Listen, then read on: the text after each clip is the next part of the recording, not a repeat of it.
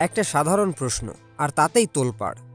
বাংলাদেশ কেন টি-20 বিশ্বকাপে খেলতে পারল না? এই প্রশ্ন তুলেই নিজের পোস্ট মুছে ফেললেন অস্ট্রেলিয়ার সাবেক তারকা জেসন গিলেস্পি। ভারতে অনুষ্ঠিত হতে যাওয়া 2026 টি-20 বিশ্বকাপে নিরাপত্তাজনিত কারণে খেলতে না চাওয়ার কথা জানায় বাংলাদেশ সরকার। ভেন্যু পরিবর্তনের অনুরোধ করা হয় আইসিসিকে, কিন্তু আইসিসি সেই অনুরোধ প্রত্যাখ্যান করে। বাংলাদেশ তাদের সিদ্ধান্তে অটল থাকায় শেষ পর্যন্ত বিশ্বকাপ থেকে বাদ পড়ে টাইগাররা, আর তাদের জায়গায় সুযোগ পায় স্কটল্যান্ড। এই সিদ্ধান্ত নিয়েই প্রশ্ন তুলেছিলেন জেসন গিলেস্পি।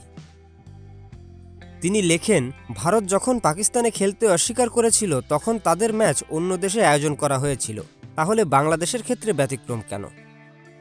কিন্তু পোস্ট দেওয়ার কিছুক্ষণ পরই সেটি মুছে ফেলেন তিনি।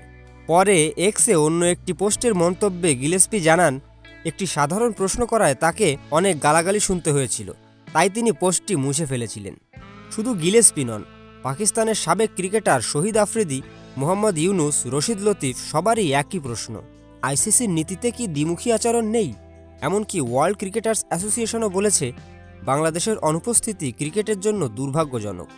এ ব্যাপারে আপনার কি মত? অবশ্যই কমেন্টে জানাবেন।